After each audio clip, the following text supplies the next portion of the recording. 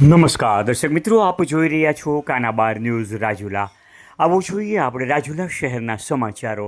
અમને મળતી માહિતી મુજબ રાજુલા મહુવા રોડ પર ડુંગર જગાત નાકા પાસે આવેલા રેલવે ફાટક અચાનક બંધ થતાં મુસાફરો તેમજ ત્યાંના રહીશો તેમજ વિદ્યાર્થીઓ થયા હેરાન પરેશાન.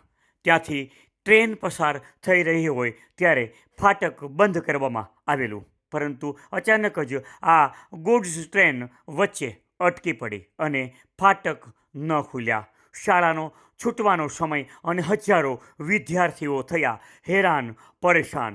ત્યારે રાજુલા શહેરના ત્યાંથી પસાર થઈ ગયેલા અગ્રણીઓએ શું જણાવ્યું, આવો જોઈએ આપણે કાનાબાર ન્યૂઝની સાથે.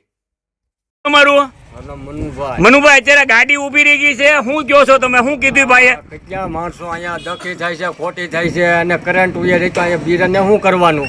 તો એને આમ બીજે ક્યાંય છે જગ્યા ઊભી રાખવાની, તો અહીંયા મોકર કરંટ ઉયે ગયો. આ ફાટક બંધ હોય ત્યારે ત્યાં ઊભા રહેલા લોકો દ્વારા ફાટક મેનને આ બાબતે પૂછતા ફાટક મેન દ્વારા કેવો જવાબ આપવામાં આવ્યો જુઓ અમારા આ અહેવાલમાં. नहीं अभी क्या दिक्कत है? तो आप स्टेशन जाके पता लगाओ ना ये. स्टेशन का नंबर बोलो, स्टेशन का नंबर बोलो स्टेशन का.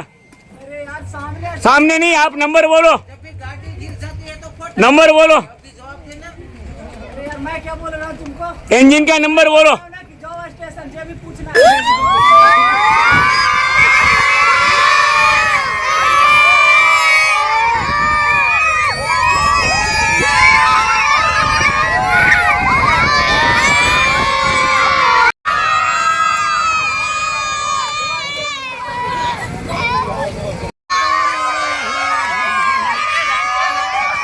તકલીફમાં તો એવું છે, આ લગભગ 15-20 મિનિટ જેવો ટાઈમ થઈ ગયો છે.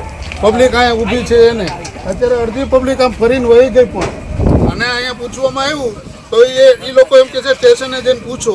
અત્યારે હકીકતમાં ડેલીનો પ્રશ્ન છે પણ આજે આ વધારે પડતી તકલીફ છે. મારું નામ છે મકવાણા હરેશભાઈ સિત્તરભાઈ, મારું ગામ રાજુલા છે. અમે રેલવે ફાટકની આગળ રહીએ છીએ. અત્યારે અડધી કલાકથી ટ્રેન બંધ છે અને અમને કોઈ નાના અધિકારી અહીંયા છે આ એ સટકો જવાબ નથી આપતા, કોઈ અધિકારીનો નંબર નથી આપતા. અમે રોજ માટે આ હેરાન થાય છે. દિવસમાં 15 થી 20 વાર ફાટક બંધ થાય છે ને 15-20 મિનિટ અડધી કલાક સુધી અમારે રાહ જોવી પડે છે. હા.